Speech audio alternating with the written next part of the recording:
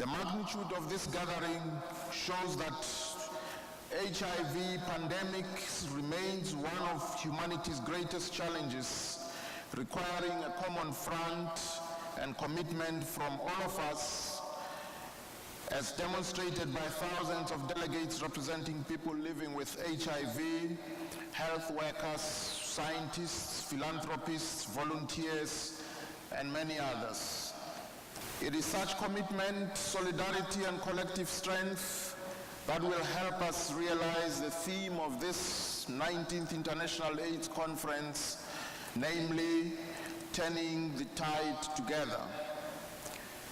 Ladies and gentlemen, acknowledging that sub-Saharan Africa remains the epicenter of the pandemic, and further acknowledging the multi-dimensional nature of the pandemic and the social determinants driving it, the African Union has reaffirmed its commitment to strengthen the response on the continent through the adoption of and the implementation of the AU roadmap.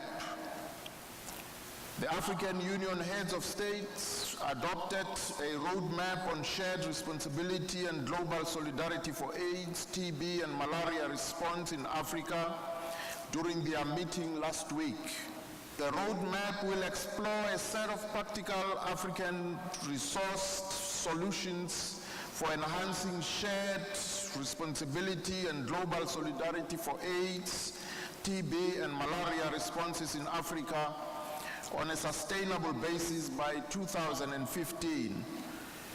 It will focus on 3 strategic pillars, that is, diversified financing, access to medicines, and enhanced health governance.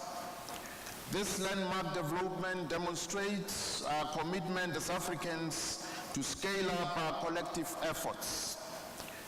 Since South Africa is the country with the largest number of people living with HIV in the world and the largest country in the most affected region, the global fight against HIV and AIDS cannot be won without success in South Africa.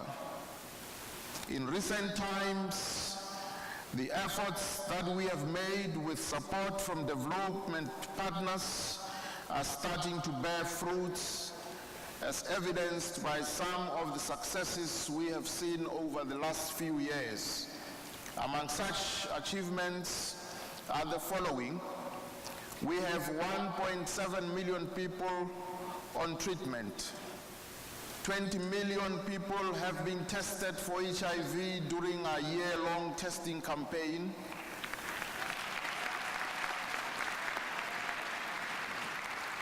And the rate of mother-to-child transmission has dropped from 8% in 2008 to 3.5% in 2010,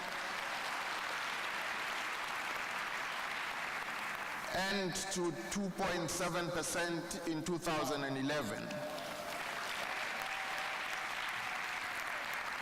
These achievements are integral to the overall success story of Africa, as elaborated in the latest UN AIDS Global Report.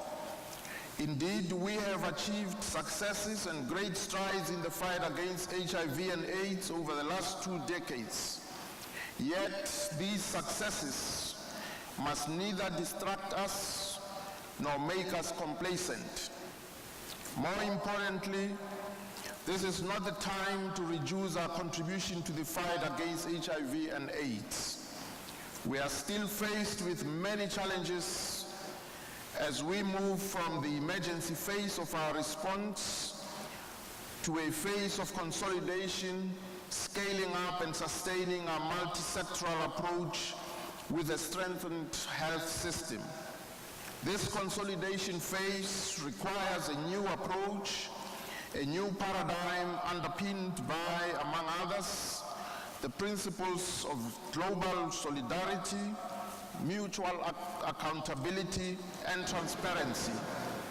To give effect to these principles stated above, we need better coordination of the global health architecture, predictable, sustainable financing for HIV response, good governance and oversight with regard to appropriate use of resources, decisive action in dealing with the social determinants of health, and legal frameworks which are responsive to the human rights ethos.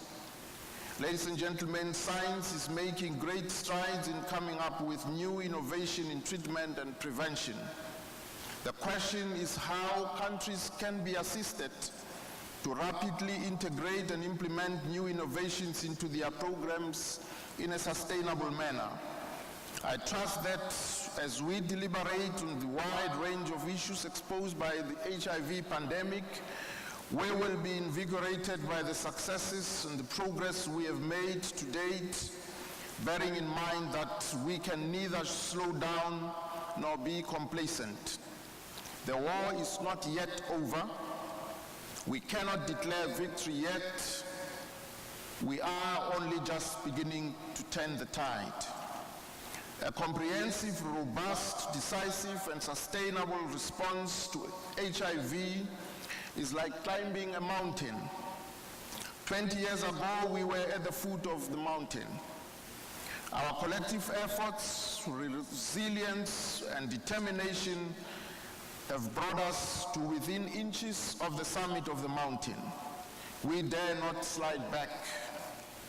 We take this opportunity to thank all the health providers at the coalface of this pandemic, hoping that they will be encouraged by the emerging successes. We count on civil society as strategic stakeholders to continue to keep governments accountable to the commitments they have made. We urge the development partners, including foundations and philanthropists, investors, to maintain their investments in our efforts to turn the tide. We look forward to concerted efforts by all partners to work with the African Union and its members to implement this roadmap to ensure a sustainable response to HIV, TB, and malaria. And lastly, we have journeyed together through years of ignorance, confusion, and despair, but also resolve, hope, and some spectacular results. A future of zero new infections, zero discrimination, zero AIDS-related deaths, and zero new infections due to vertical transmission is within tantalizing reach. Let us reach it together, and I thank you for your attention.